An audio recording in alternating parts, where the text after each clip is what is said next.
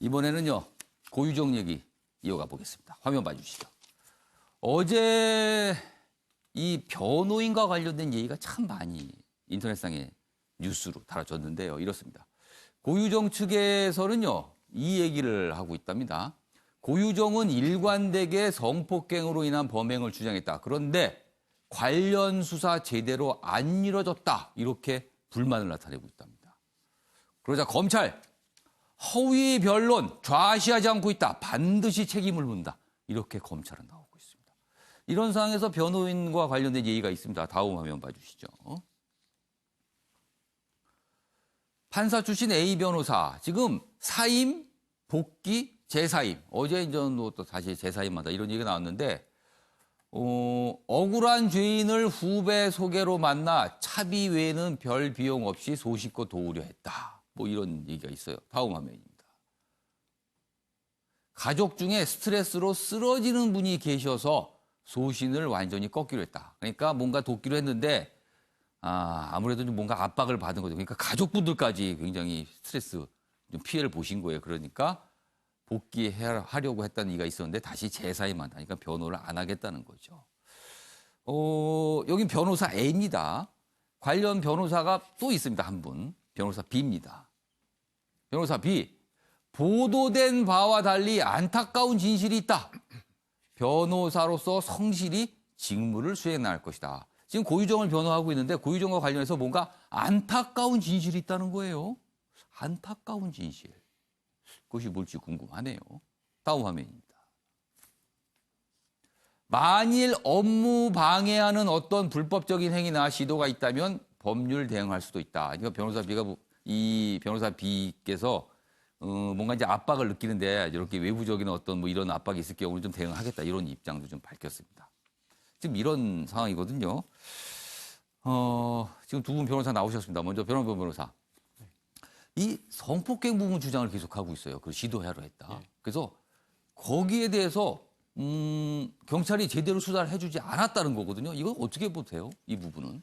고유정 변호인의 주장은 이것이 우발적인 범행이라고 주장을 하면서 성폭행에 대한 진술이 고유정이 처음부터 일관되게 진술을 하고 있는데 이분의 수사가 전혀 미진하다. 그렇기 때문에 좀 뭔가 억울한 점이 분명히 있을 것이다. 그 계획적인 범죄로 봐서 시대의 악녀로 만들 것이 아니라 살인한 건 분명히 잘못이긴 하지만 왜 범행을 저지른지 좀 더 수사를 해보고 그에 합당한 처벌을 받도록 하는 것이 맞지 않느냐라는 이제 원론적인 입장을 개진했던 것 같습니다.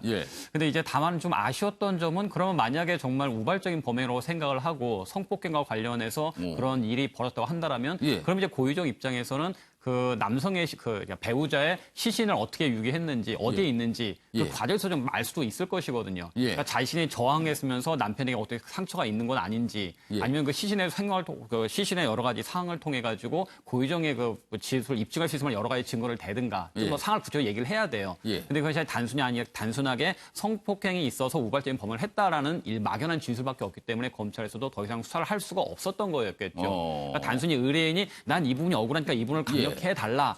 뭐 고유정의 진술이 일관되고 나름 신빙성이 있는 것 같다라 얘기를 하기 전에 우발적인 범행이란다면 그 범행 이후 정황에 대해서도 먼저 솔직히 자신의 죄를 인정을 하고 그에 대해서 자신이 왜 그런 행동을 하게 되는지에 설명을 하는 것이 좀 더 설득력을 가질 수 있었을 텐데 그냥 자신한테 유리한 일방적인 사정만 주장하다 보니까 전혀 고유정에 있어서 수사기관에서도 귀를 기울일 수 없는 상황이 만들어져 버렸던 거죠. 그러니까 고유정의 변호인이 정말 고유정을 위해서 변론을 하는 방향을 정했다 한다면 그렇다고 당신이 억울한 점을 내가 풀긴 할 테니까 아직까지도 찾지 못한 시신의 행방이라든가 어떻게 시신을 유기했는지 그 상에서도 당신이 충실하게 얘기를 하는 것이 당신에게 있어서는 좀 더 유리한 방향을 끌어갈 수 있을 것이다 라고 얘기를 했었던 것이 좀 더 바람직하지 않았을까 싶습니다.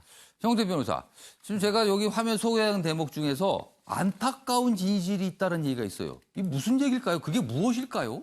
안타까운 진실. 저도 정확히 모르겠는데요. 아마 그 변호인이 이런 주장을 한 것 같습니다. 가장 중요하다는 게 이게 사전에 범행을 계획했느냐 안 했느냐 부분이고 지금 고유정 같은 경우는 약간 왜소한 체격이지만 그 남편 같은 경우는 약간 체격도 큰데 그럼 결국은 어떻게 제압했을 것인가가 문제되는데 그럼 혈흔에서 이제 졸피되면 이제 수면제죠. 수면제 성분이 나왔다 그러는데 그 혈흔이 누구 것이냐 이 부분에 대해서 이제 다투고 있는 것 같아요. 그래서 이제 지금 검찰 측에서는 그게 피해자 것이다 이렇게 얘기하고 있고 지금 변호인은 아마 그게 피해자가 아니라 지금 고유정 측 것이다 이렇게 얘기하고 있는데 저는 그 변호사 B가 아마 이런 사회적인 어떤 이런 뭐 논쟁이라든지 이거를 될 걸 모르지는 않았을 거예요. 예. 분명히 될 걸 알았을 텐데 그렇다 그러면 어느 정도 감수하는 거거든요. 이 사건을 내가 수행했을 때는 뭐 국선처럼 이게 배당된 게 아니라 본인이 어쨌든 할 것인지 결정을 할 수가 있잖아요. 그렇다 본다 그러면 이분에 대한 성실하게 뭐 피고인의 억울함을 이런 분도 어쨌든 변호인의 조력을 받을 권리가 있어요. 그렇기 때문에 이분이 억울하지 않게 변론을 해나가겠다. 이 정도 얘기하면 되지.